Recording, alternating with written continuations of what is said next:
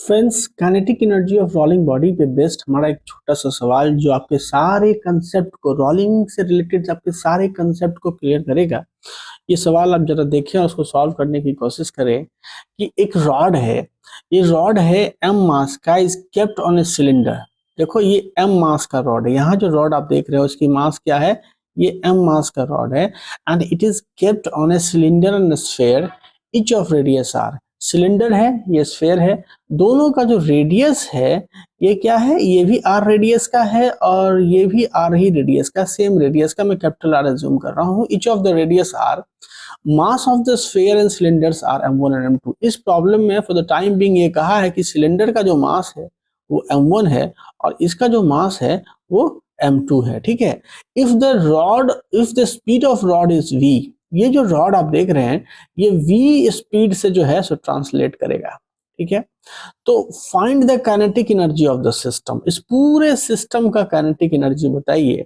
मतलब सिस्टम क्या हो गया आपका सिस्टम यहाँ पे हो गया कि रॉड प्लस सिलेंडर और प्लस स्फीयर, इस तीनों सिस्टम, ये तीनों जो कंपोनेंट है, इस तीनों कंपोनेंट का काइनेटिक एनर्जी क्या होगा। साथ में ये बेसिक एज्यूम्शन कर रखा है कि assume that the surfaces do not slide relative to each other. यहाँ दो सरफेसेस है, एक तो ग्राउंड है और एक रॉड है। तो ये जो सरफेस का, ये जो पॉइंट ऑफ कांटेक्ट आप देख रहे हैं, ये जो पॉइंट ऑफ कांटेक्ट है, ये जो पॉइंट ऑफ कांटेक्ट है सरफेसेस के साथ, यहाँ पे कोई स्लाइडिंग की घटना नहीं हो रही है। तो देखो अगर स्लाइडिंग नहीं हो रही है इस पॉइंट पे, तो यहाँ जो फ्रिक्शन फोर्स एक्ट कर रहा होगा, ठीक है, ये जो फ्रिक्शन फोर्स यहाँ एक्ट करेगा रॉड के इधर की ट्रांसलेट होने की वजह से, ये क्या करेगा, ये टॉर्क देगा सिलेंडर को और स्फीयर को। ठीक है, और इस टॉर्क की वजह से क्या होगा, तो ये जो सिलेंडर है, स्फीयर है, ये रोटेट करेगा। और साथ में देखो तो यहाँ भी कोई स्लाइडिंग नहीं हो रही है, यहाँ भी स्लाइडिंग नहीं हो रही है, मतलब ये एक तरह के रोलिंग की घटना को अंजाम देगा। मतलब जैसे जैसे रोड ट्रांसलेट करेगा उसके साथ सिलेंडर्स एंड स्फीयर दोनों क्या करेगा, तो रोल करेगा। सो आप ये यहाँ पे, क्योंकि यहाँ पे रोलिंग, प्योर रोलिंग का कंडीशन फुलफिल हो रहा है, यहाँ भी जो पॉइंट ऑफ कॉन्टेक्ट है यहाँ भी और यहाँ भी, मतलब रॉड का बॉडी के साथ कोई स्लाइडिंग नहीं हो रही है। साथ में ये जो सरफेस इन कांटेक्ट है, यहाँ भी स्लाइडिंग की कंडीशंस नहीं हो रही, स्लाइडिंग नहीं हो रहा है। तो इस केसेस में काइनेटिक एनर्जी बताओ। तो सबसे पहली बात, रॉड की तो काइनेटिक एनर्जी आप लिख लोगे क्योंकि ये केवल ट्रांसलेट कर रहा है half m into v square. ठीक है, लेकिन सिलेंडर है, अब ये रोलिंग मोशन में है, तो इसके पास कितना काइनेटिक एनर्जी टोटल होगा। तो हमने आपको अभी अभी बताया है कि काइनेटिक एनर्जी ऑफ सिलेंडर, ठीक है, kinetic energy of, total kinetic energy of cylinder, ठीक है, सिलेंडर, तो this is equal to what, 1 plus half of 1 plus k square by r square. अभी अभी मैंने इस रिलेशंस को भी डेवलप किया था, इनटू कितना, तो half m v c square, half of m into vc square.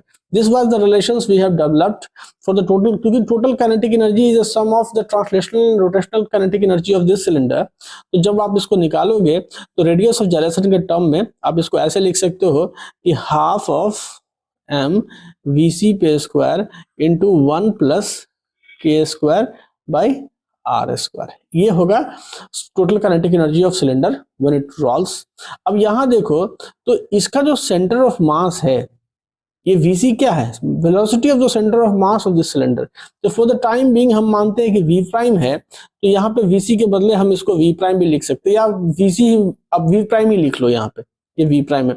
एक चीज तो क्लियर कट है कि यहाँ जो, मतलब ये जब रॉड ट्रांसलेट होगा तो उसके साथ साथ जो सिलेंडर और स्फीयर रोल करेगा, तो ये इक्वल वेलोसिटी से रोल करेगा जो है, सो मतलब ट्रांसलेशनल वेलोसिटी जो सिलेंडर की होगी वही स्फीयर की होगी, तभी जो है सो यहाँ पे क्या होगा, तो स्लाइडिंग की घटना नहीं होगी। अगर अलग अलग ट्रांसलेशनल वेलोसिटी से रोल करेगा तो सरफेसेस क्या होगा, स्लाइड, यहाँ पे स्लाइडिंग की टेंडेंसी हो जाएगी। इसीलिए मैंने दोनों का जो सेंटर ऑफ मास का जो, मतलब ट्रांसलेशनल वेलोसिटीज है, मैंने लिखा है v प्राइम सेम ही एज्यूम किया है। तो इसका जो काइनेटिक एनर्जी ऑफ सिलेंडर है ये आ गया। और सिलेंडर के केस में आप ये जानते हैं कि जो रेडियस ऑफ जाइलेशन जो होता है, के स्क्वायर और मोमेंट ऑफ इनर्शिया के बीच क्या रिलेशन होता है कि सिलेंडर का जो मोमेंट ऑफ इनर्शिया होता है वो होता है half of m r square, m into r square. This is the moment of inertia of the cylinder. जो रेडियस ऑफ जाइरेशन के टर्म में लिखोगे तो एम इंटू के स्क्वायर। तो यहाँ से जो के स्क्वायर की वैल्यू आएगी वो क्या आएगी, आर स्क्वायर बाई 2 आएगी। के स्क्वायर की वैल्यू आर स्क्वायर बाई 2 आएगी। तो तुम यहाँ पे इसको सॉल्व कर सकते हो, half of m into v c या फिर half of m into v prime पे स्क्वायर, सॉरी वी सी हटाओ, वी प्राइम पे square into 1 plus r square by 2 डालोगे तो 1/2 हो जाएगा। तो ये 1/2 मतलब अल्टीमेटली ये हो गया 3/2। तो 3/2 मतलब आप लिख सकते हो 3/4 एम इंटू वी प्राइम पे square. This is the kinetic energy of cylinder. अब देखो यहाँ से ये तो निकल गया। अब ये बताओ कि ये जो ट्रांसलेशनल जो इसके वेलोसिटी है वी प्राइम और जो रॉड की वेलोसिटी के बीच क्या रिलेशंस होगा। तो देखो यहाँ पे क्या है कि जब ये सिलेंडर रोल करेगा तो ये रोटेट करेगा, और अगर ये रोटेट करेगा तो इसके पास एक तो ट्रांसलेशनल वेलोसिटी होगी वी प्राइम इधर की ओर, ठीक है, वी प्राइम। साथ में जब ये रोल करेगा, रोटेट करेगा, तो रोटेशन की वजह से भी इस पॉइंट की एक वेलोसिटी होगी, जो क्या होगा, इस पॉइंट की वेलोसिटी रोटेशन की वजह से कितनी होगी, ये होगी ओमेगा। अगर ये ओमेगा से रोल करेगा तो ये हो जाएगा ओमेगा इंटू आर, ठीक है। तो चूंकि ये पॉइंट क्या है और ये रॉड दोनों के बीच कोई रिलेटिव मोशन नहीं हो रहा है, मतलब इस पॉइंट की जो नेट रिजल्टेंट वेलोसिटी वो रॉड की वेलोसिटी के बराबर है। तुम लिख सकते हो यहाँ से कि वी प्राइम प्लस और omega into r and this is equal to v, ठीक है। अब देखो यहाँ से चूंकि इस पॉइंट पे भी तो कोई मतलब स्लाइडिंग की घटना नहीं हो रही है, तो चूंकि ये रॉड अगर वी प्राइम से ट्रांसलेट कर रहा है तो ये भी पॉइंट वी प्राइम से ट्रांसलेट करेगा, और रोटेशन की वजह से इसकी वेलोसिटी होगी इधर की ओर ओमेगा इंटू आर। तो कहीं ना कहीं तुम ये भी लिख सकते हो कि वी प्राइम नीचे का कंडीशन जो है, नीचे भी स्लाइडिंग नहीं हो रही, तो इससे मतलब है क्या चीज है कि इस पॉइंट पर रिजल्टेंट वेलोसिटी 0 है, इसलिए v prime is equal to omega into r यहाँ पे फुलफिल होगा। तो अल्टीमेटली जब तुम वी प्राइम की वैल्यू यहाँ डालोगे you will get that v prime is equal to v by 2। So this relations, ये जो रिलेशंस आया v prime is equal to v by 2, ठीक है, ये जो रिलेशंस है v prime is equal to v by 2, मतलब ट्रांसलेशनल वेलोसिटी ऑफ जो होगा सिलेंडर का या स्फीयर का वो रॉड के वेलोसिटी का आधा होगा रोलिंग के दौरान। तो ये जो वैल्यू है तुम इसमें डालोगे तो ये कितना आ जाएगा, ये आ जाएगा तुमको यहाँ से 3 और v बाई 2 है तो ये 4, तो 3/16 और m इंटू वी स्क्वायर। तो ये आ गया वी स्क्वायर के टर्म में सिलेंडर की काइनेटिक एनर्जी। उसी तरह से तुम स्फीयर का भी काइनेटिक एनर्जी लिख सकते हो। स्फीयर का काइनेटिक एनर्जी टोटल क्या होगा, kinetic energy KT, kinetic energy of total kinetic energy of sphere, sphere ये क्या होगा, वही इक्वेशन है, half of m into v c पे स्क्वायर और 1 plus k square by r square. अब देखो यहाँ से जो रेडियस ऑफ जायरेशन है स्फीयर का, उसका रिलेशंस क्या होता है, हम जानते हैं moment of inertia of a solid sphere होता है I equal to 2/5 m into r square, और रेडियस ऑफ जायरेशन के टर्म में लिख सकते हो तुम उसको m इंटू के स्क्वायर। तो यहाँ से के स्क्वायर की जो वैल्यू आएगी वो क्या आएगी, 2/5 r square. So this is the relation between the radius of gyrations and radius of the sphere. अब यहाँ से तुम k square by r square की वैल्यू 2/5 आ गई, इसको तुम इस इक्वेशन में सब्स्टिट्यूट करो तो KT जो होगा total kinetic energy of sphere वो क्या आ जाएगा, half of m into v c पे स्क्वायर, और यहाँ पे क्या आ जाएगा, तो 1 प्लस यहाँ पे 2/5। ये VC नहीं, सॉरी मैं ये जो VC है वो यहाँ पे V प्राइम एब्ज्यूम करके रखा हुआ हूँ, इसलिए तुम इसको V प्राइम भी लिख सकते हो, दिस इज V प्राइम, ठीक है, half of m V prime पे स्क्वायर, VC छोड़ो। तो बात ये हो गई कि अब इसकी वैल्यू हो गई हाफ ऑफ, इसकी वैल्यू हो गई half of m into v prime पे स्क्वायर, और ये हो गया 7/5। और आपको पता है कि ये जो V प्राइम है, this V prime is related to the velocity of the rod by V prime is equal to V by 2, ठीक है, मैंने निकाला क्योंकि यहाँ वही कंडीशन होगा, इस पॉइंट पे भी स्लाइडिंग नहीं, इस पॉइंट पे भी स्लाइडिंग नहीं, तो रोलिंग की वजह से जो इधर वेलोसिटी इस डायरेक्शन में वेलोसिटी होगी वो क्या हो जाएगी, तो V prime plus omega into r and ये v के बराबर होगा, और यहाँ भी स्लाइडिंग नहीं हो रही है तो यहाँ मतलब v prime is equal to omega into r, क्योंकि v प्राइम इधर की ओर होगा और ओमेगा इंटू आर इधर की ओर होगा, तो ये बराबर होना चाहिए। ये डालोगे जिससे रिलेशन यही आएगा। सेम रिलेशन है इसके ट्रांसलेशनल वेलोसिटी और रॉड के वेलोसिटी के साथ, तो हम इसको v प्राइम के बदले जो है सो मैं लिख दूंगा ये चीज।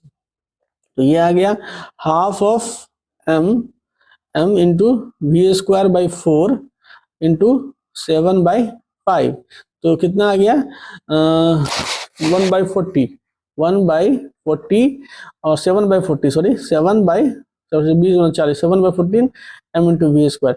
तो टोटल जो काइनेटिक एनर्जी होगा of the system, total kinetic energy of the system, total kinetic energy of system जब तुम लिखोगे तो क्या होगा, काइनेटिक एनर्जी ऑफ रॉड, ठीक है, total kinetic energy of rod plus total kinetic energy of cylinder और plus total kinetic energy of sphere, ये तीनों का सम होगा। सिस्टम का काइनेटिक एनर्जी मतलब इन तीनों का सम। तो अब जो तुमने निकाला रॉड का काइनेटिक एनर्जी क्या हो जाएगा, half of m into v पे स्क्वायर, ठीक है, क्योंकि ये v वेलोसिटी से जा रहा है। और प्रॉब्लम में जो यहाँ मासेस थे, ये जो ऑब्जेक्ट, ये जो आपका स्फीयर के मासेस, ये आपको m1 मेंशन थे या m2 मेंशन था। तो यहाँ जो मैंने निकाला ये m1 है सिलेंडर का मास, और यहाँ जो निकाला है ये m2 है एक्चुअली जो है, सो आई हैव मिस्ड इट है।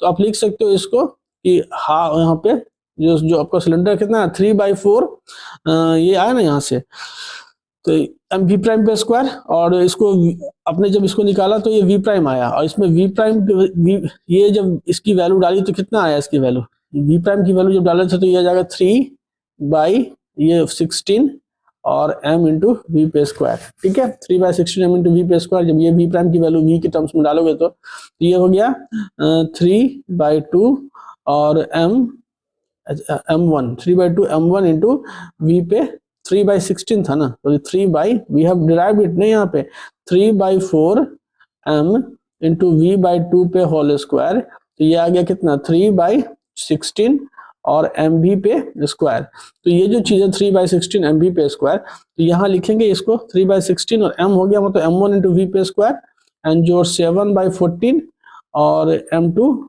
इंटू वी पे स्क्वायर। अब ये देखो वेलोसिटी ऑफ रॉड्स के टर्म में टोटल काइनेटिक एनर्जी आ गई।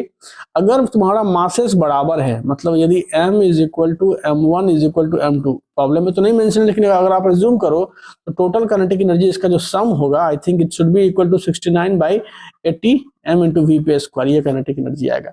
तो आपको ये चीजें समझ में आनी चाहिए कि रोलिंग के समय जो वेलोसिटी है, जो ये जो मूविंग ऑब्जेक्ट है, मूविंग रॉड है, इससे कैसे रिलेटेड है, इसके रोलिंग का जो ट्रांसलेशनल वेलोसिटी इन दोनों ऑब्जेक्ट का कैसे रिलेटेड है, और फिर जो आपका टोटल काइनेटिक एनर्जी का इक्वेशन है वो लगा करके आप इसको निकाल सकते हैं।